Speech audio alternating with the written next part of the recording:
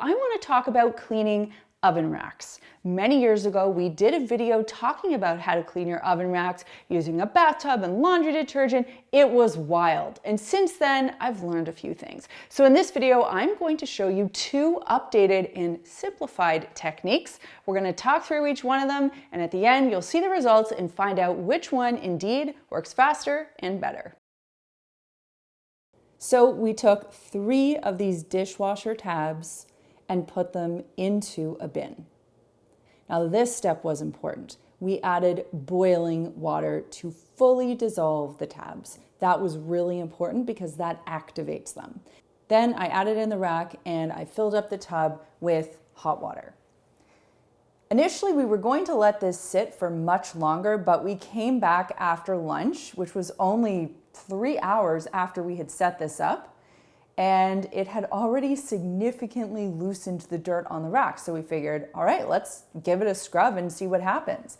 And just at that 3-hour mark, wow, the oven rack came clean very quickly with some gentle scrubbing with a regular non-scratching sponge. I was pretty impressed with this method, especially considering how many other DIY recipes and weird things people tried to get their oven racks clean. This was so simple. Now, the second method that we used was just 1 cup of dish soap. That's all. I didn't even use the heavy-duty stuff. This is just clear, plain Dawn. Now, there's 1 cup of dish soap we added to the same bin using the second oven rack, which was equally as gross, and I added hot water. I filled up the bin only as much as I needed to get the rack covered, and then we let that soak. But when I came in to test it, the 3-hour mark, at the 6-hour mark, it was still pretty stuck on. So we left it to the next morning. But I will say that next morning, the dirt was very loose. Now, as with the other method, I still had a little bit of scrubbing to do, but it wasn't difficult. It was more like, please just give me a good wipe so all this gunk can come off. Now that being said, I did find that the dishwasher tab method worked easier. And if I had to compare the 2 racks, that one came out slightly shinier, but I'll give you my final results in just a sec. That's impressive. That is impressive. I'm proud of myself. So now that we've had a chance to look at both methods, let's summarize the results. The dishwasher detergent tabs, they do cost a little bit more, but in our experience, we found it took less time for the product to work and do its job, and it required me to scrub less, which is a huge check mark.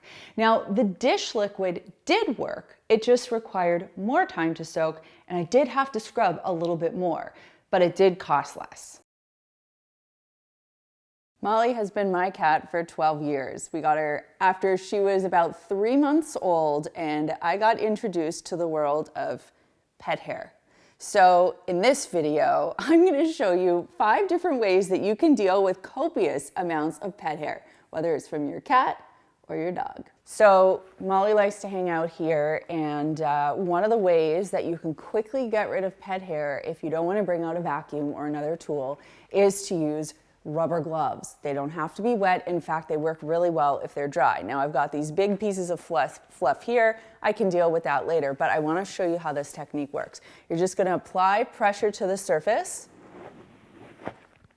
and you'll see that pet hair starts to come up on the rubber glove. The friction from the rubber just rips it off the surface. I don't mean rip in like a violent way, but it just sort of drags the pet hair right off the surface. So that's a quick and easy way that you could just sort of quickly, run your hand over a piece of upholstery or furniture wearing a rubber glove if you don't want to get the vacuum out and, you got to get the hair off quick.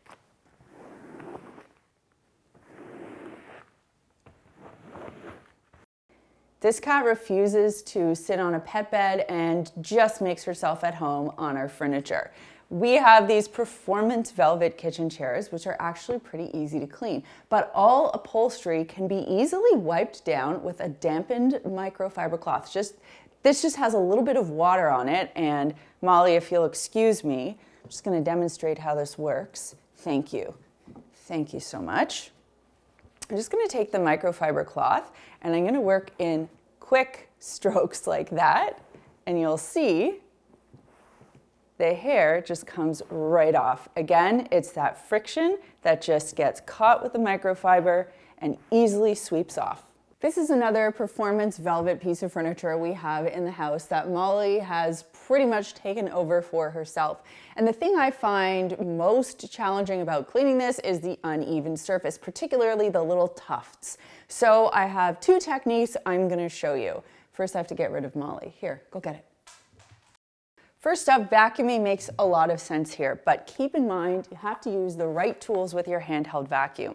So this is a motorized head. This is going to really dig into the fabric and suck out the hair. The other thing I'll point out to you is a strip like this. If your vacuum attachments have something like this, kind of looks like one of those lint brushes, it's actually going to be really helpful when you're dragging the attachment across the surface to lift hair up. Now, I prefer using something like this with a motor head to something like this without a motor head when it comes to cleaning up cat hair. Now, of course, you could just use a lint roller to clean this, although I think that would sort of be wasteful. But there is a great use case for lint rollers when you're dealing with the tufts or any corners that you just can't otherwise get pet hair out of. So what I like to do is take a clean sheet from my lint roller and sticky side down, I start to work that in, work it girl, right there into the tufts and get out all of the crumbs and the pet hair and the stuff that is otherwise stuck. And just like a lint roller, it picks up all the crap. It's a pretty quick and effective way to get this nasty little area clean. Much like the rubber glove, a rubber-tipped squeegee can also help to get pet hair off of an upholstered or carpeted surface. Now, we vacuum this rug pretty regularly because Molly also makes herself at home on it, and it's where our daughter plays, so we try our best to keep it clean. But I'm going to do my best to give you an example of how this works. Now, this doesn't replace vacuuming, but if there's a patch of pet hair on carpet or on a sofa, for example, you can quickly do this, just short, quick strokes like this. And then when you flip your squeegee over, you'll see pet hair kind of building up. You can pull it off and toss it.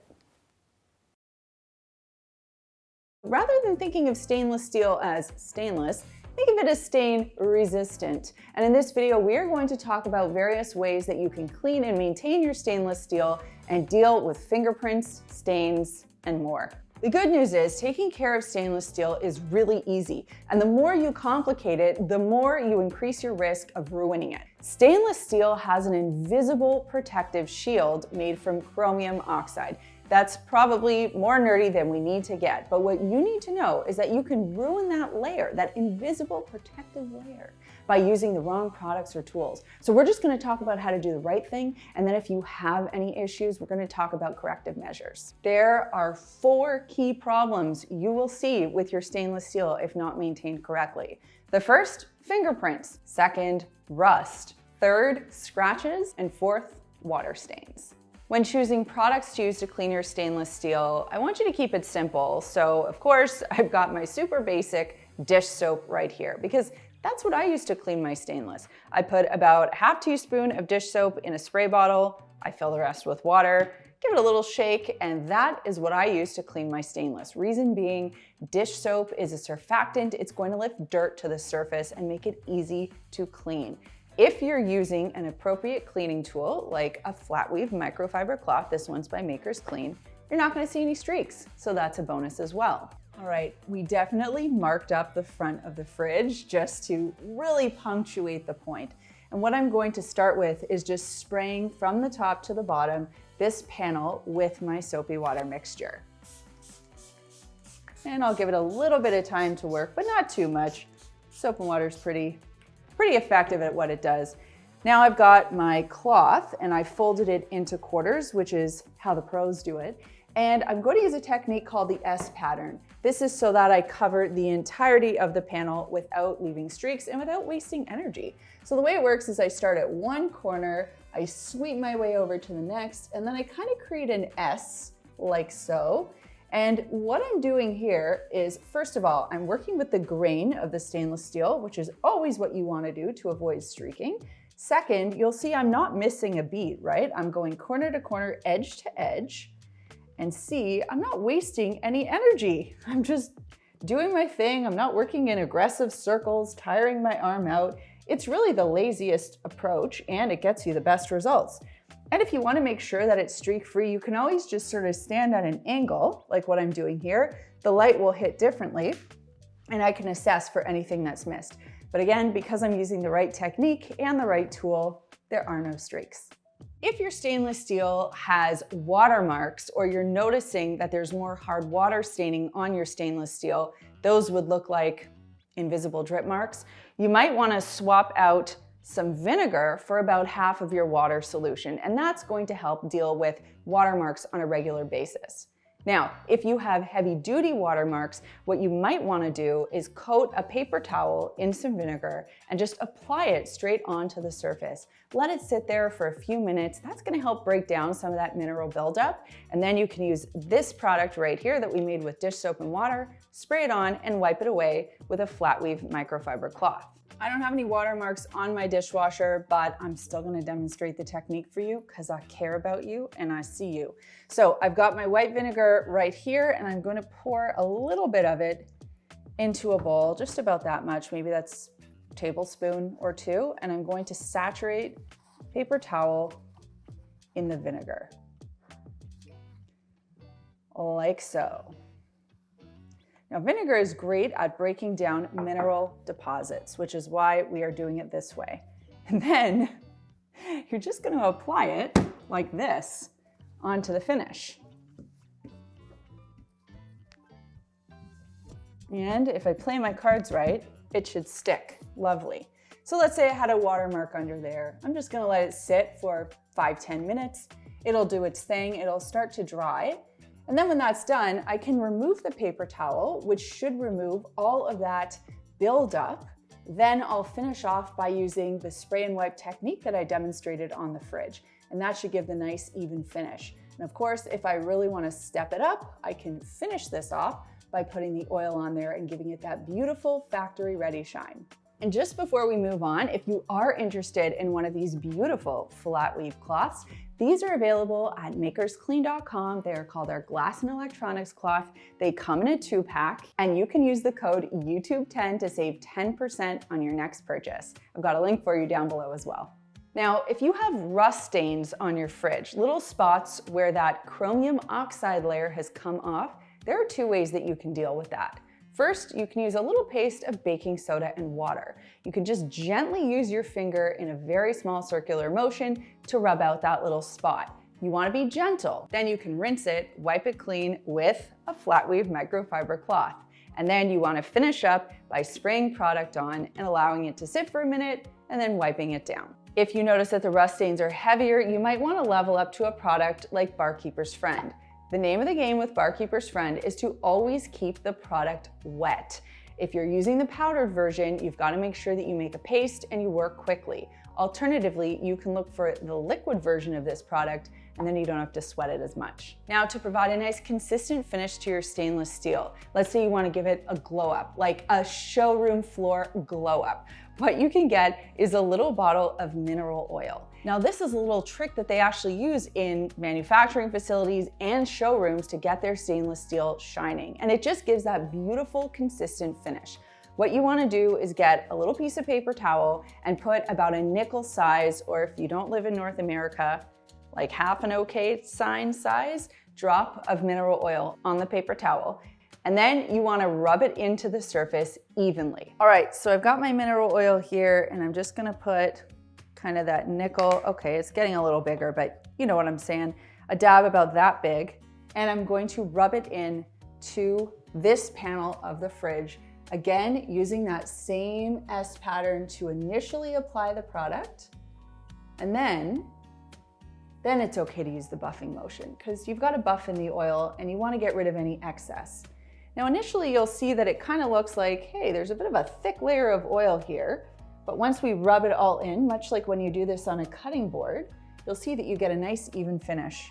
What's important here is, again, that I'm working with the grain and that I didn't use too much oil, because if we use too much oil, then we just have to work that much harder to buff it out.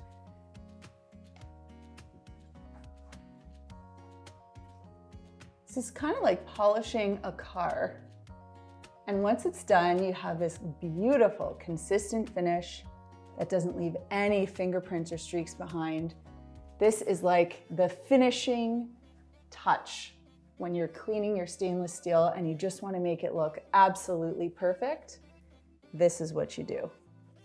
When you're done this, you'll notice that your fridge might look a little bit darker, but it has that beautiful glow. I can't stress enough the importance of choosing the right tools to do this job, because if you use something that's abrasive or harsh, you are definitely going to scratch the stainless steel. Not only will you see scratches, but that can also lead to rust. So I'm talking eraser sponges, even your regular double-sided sponge. That scrubby side can cause scratches. You want to avoid anything like steel wool, even scrub brushes. We're even taking the extra precaution to not recommend using a terry style microfiber cloth. This is our general purpose microfiber cloth because there could be a little piece of debris that's stuck in here that could potentially scratch the surface. That's the genius of using a flat weave microfiber cloth. These are flat, so they can't cling on to anything. Therefore, they can't leave any scratches, but they will leave you with a beautiful streak-free shine. I'm gonna show you how I go through and declutter my linen closet so we can have a more minimal, clean approach. I'm gonna show you how we organize it, what baskets we're gonna use, what we're gonna place in those baskets, and where we're gonna place them, and how we're gonna set it up for success. We need it for linens, towels, first aid, household supplies, and baby supplies. So without further ado, because you got things to do, I'm gonna go organize this closet. First things first, I need a stepladder because this thing is packed to the rafters. And I'm not being ladylike about this at all. I'm literally just ripping items out of the cupboard and throwing them onto the floor. Of course, if they can handle being thrown on the floor. Now, some of these items, to be very honest, have just been put in the cupboard because we haven't really known where else to put them. So today is also a big decision day. There are things where I'm just gonna have to decide, am I keeping this? Am I getting rid of it? Am I donating it? Or am I finding a higher and better use for it?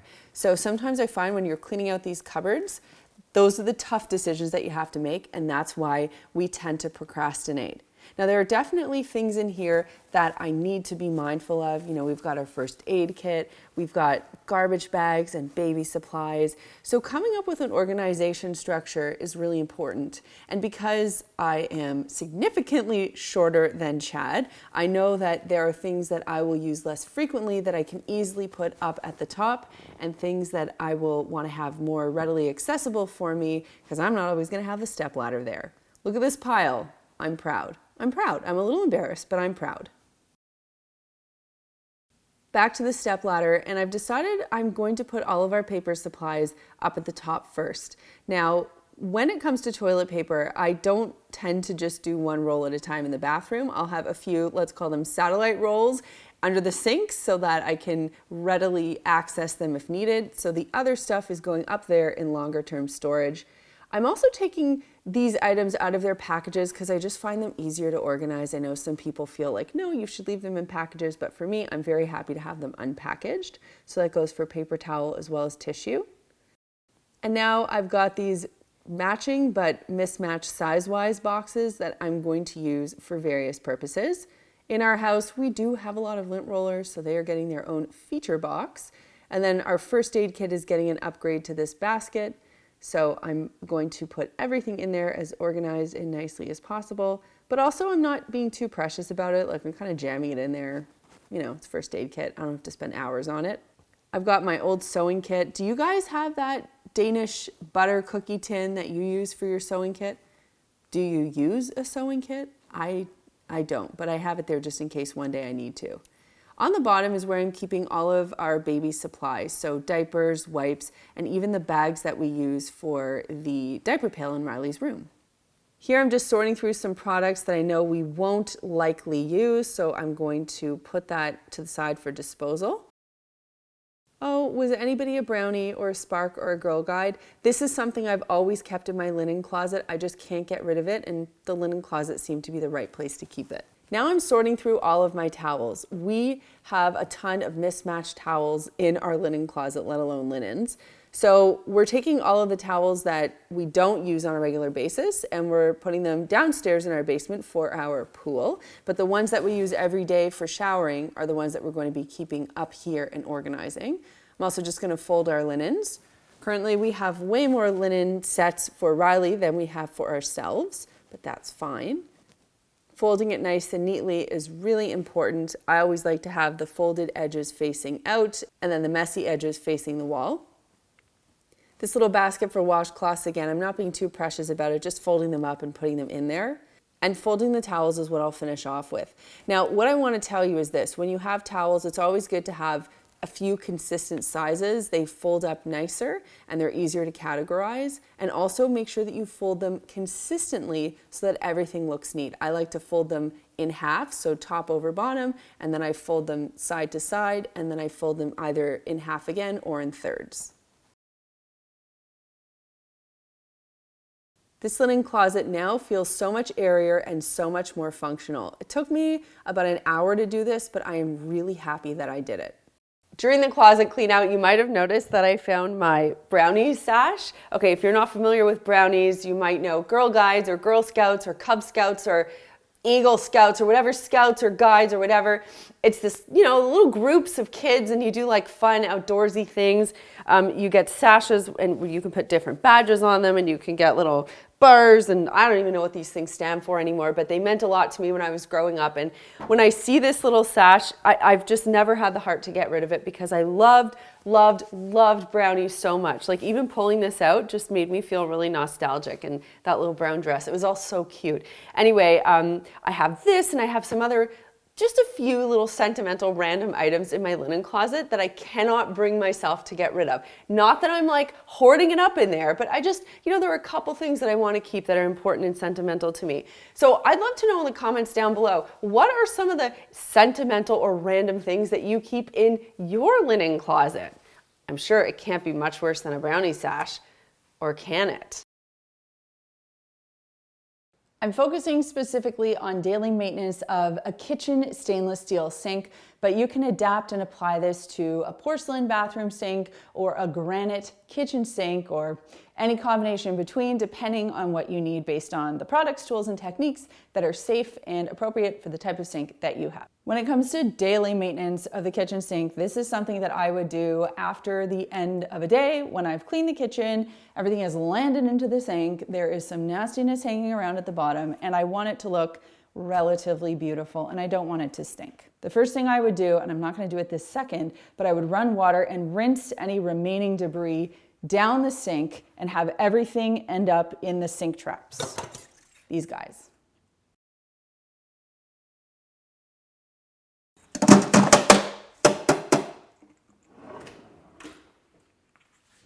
If they're looking particularly disgusting, I might consider putting them in the dishwasher. These are like, honestly, a day away from being dishwashed. Now, depending on how dirty the sink looks, that is going to inform the product that I'm going to choose. Today, I'll tell you, based on my evaluation, what's going on. This is some old smoothie stuff that's stuck at the bottom of this sink. I also have some water spots here, and I can see some discoloration, which tells me there's some oil and grease. So I'm gonna go in with a bit of a 1-2 punch. I'm gonna use some dish soap and some baking soda. I also could use some Barkeeper's Friend instead of the baking soda and instead of the dish soap. The reason I like Barkeeper's Friend is because it is a heavy duty cleaner. So if my sink is in really bad shape and I want a quick, beautiful solution, I can use this. The thing is, this costs way more than this. So this is for special occasions.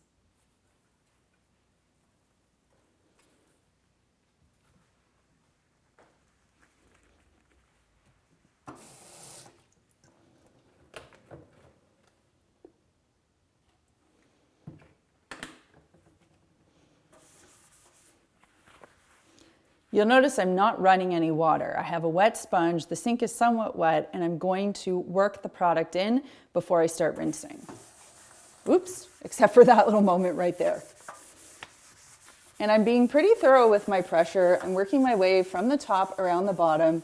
And the cool thing about this particular scrubbing pad is that I can actually feel resistance when I'm scrubbing so I know where to spend some extra time.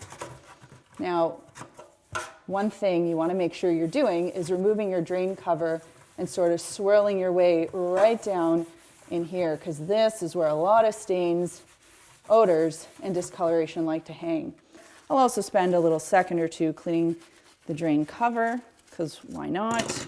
And I'm not going to waste too much more time here. I've done my work. You know, I don't have to spend all day scrubbing the sink. Just needs a couple seconds. Now I'm going to make my way over to the other side. My sponge is feeling a little dry, so I'm going to add a little bit of extra water. And to be honest, I don't mind the product sitting for a little bit as well without rinsing it off first. It always does a little bit more work that way. I'm going to switch hands here so you can get a better view. And I'm going to try to roll up. This was not the right shirt to wear for scrubbing a sink today. Just putting it out there.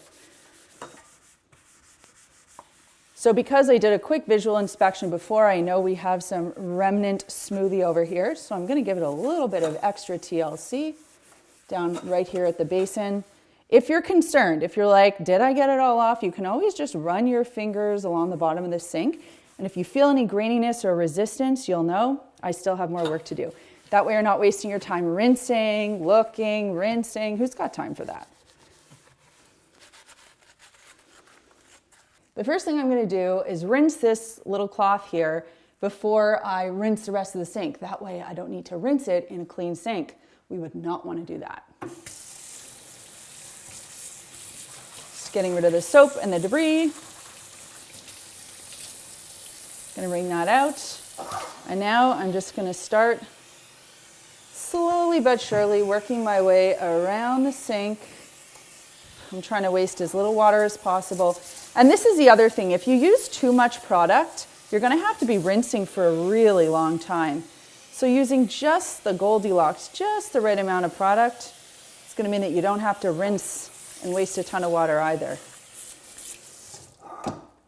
Now, if my faucet happened to look disgusting, I could have wiped that down as well. But once I'm done buffing this, I'll just use the damp cloth to give it a quick wipe. So I have a dry microfiber cloth here, and I'm just going to have it in quarters and buff.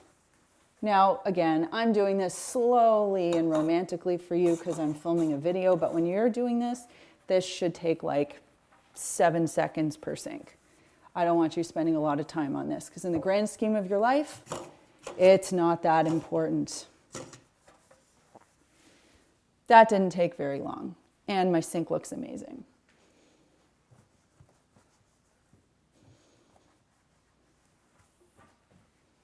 Now, if you want a holy grail sink cleaning product, like the thing that all the cleaning people swear by, including myself, it's Barkeeper's Friend. The reason I wouldn't go to this immediately is because there's a cheaper way to solve the problem. I already showed you baking soda dish soap, but if you want the big guns, if someone special is coming over, or if it's a mess, you can shake some Barkeeper's Friend into your sink and your sink is going to glisten. So you're going to do essentially what you did with baking soda. You're just going to sprinkle some of it in. It also comes in a cream cleanser version. You're going to use the same type of little scrub pad here. And you're just going to give it a good scrub. This is a holy grail cleaning product because it just works so well.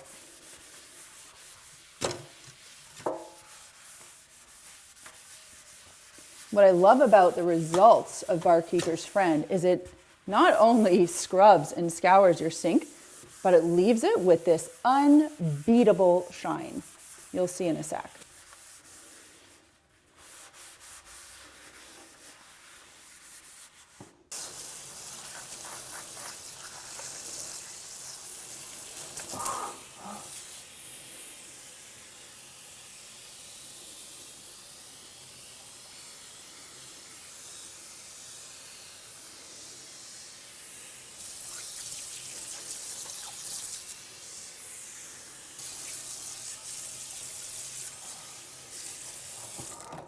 The way that you know your sink is really clean is if you look inside and you see the water starting to bead off like this, okay? And then when I use my cloth, I have that beautiful, consistent finish telling me there's no residue, There's no grease, there's no debris left behind.